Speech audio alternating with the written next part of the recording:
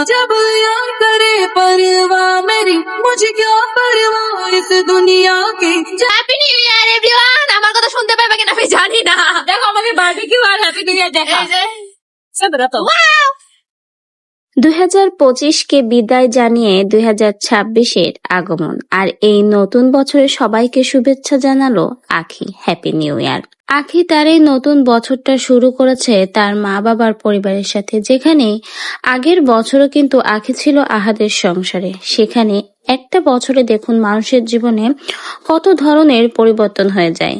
আজকে সেই সংসার ছেড়ে সন্তানকে নিয়ে বাবা মার সংসারে আজকে আখি, এবং সেই সংসার থেকে আরো একটা নতুন বছর শুরু করতে যাচ্ছে। হয়তো বিগত বছরগুলো এভাবে বাবা মার সংসারে থেকেই সন্তানকে নিয়ে আস্তে আস্তে সামনের দিকে এগিয়ে যাবে। দোয়া করি আখির সামনের দিনগুলো যেন অনেক বেশি ভালো এবং মঙ্গলকর হয়, কারণ পেছনের দিকে তাকিয়ে তো আর কখনোই বসে থাকা যাবে না। পেছনে যেটা ফেলে এসেছেন সেটা যদি আপনি নিয়ে বসে থাকেন বা সেটা নিয়েই চিন্তা করে থাকেন, তাহলে হয়তো সামনের দিকে এগোতে পারবেন না, ভালো কিছু করতে পারবেন না। এজন্য আখি পুরনোকে ভুলে নতুন করে সামনের দিকে এগিয়ে যাচ্ছে। আমরাও দোয়া করি আখি তার ছেলে আয়েশকে নিয়ে এভাবেই সামনের দিকে এগিয়ে যাক। সকলে আয়েশ বাবুর জন্য দোয়া করবেন।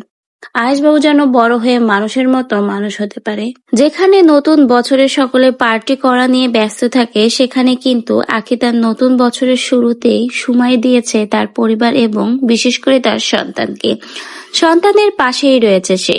সন্তানকে ছাড়া আখির যেন এক মুহূর্ত এখন চলে না। সন্তান বড় হচ্ছে, আখিও চায় তার সন্তানকে এখন বেশি বেশি করে সময় দিতে। এজন্য নতুন বছরটাই শুরু করছে তার প্রিয় মানুষদের নিয়ে। বলতে গেলে তার বর্তমানের প্রিয় মানুষ তার পরিবার এবং একমাত্র সন্তান, যারা বিপদের সময় তার পাশে ছিল, তাকে ঢাল হয়ে রক্ষা করেছে এবং আশা করি সামনের দিনগুলো তাদের পাশে থাকবে।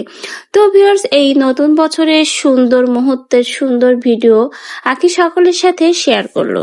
আপনাদের কাছে কেমন লাগলো কমেন্টে জানাবেন, এবং সকলকে জানাই নতুন বছরের অনেক অনেক শুভেচ্ছা ও অভিনন্দন। নতুন বছরটা সকলেরই ভালো কাটুক।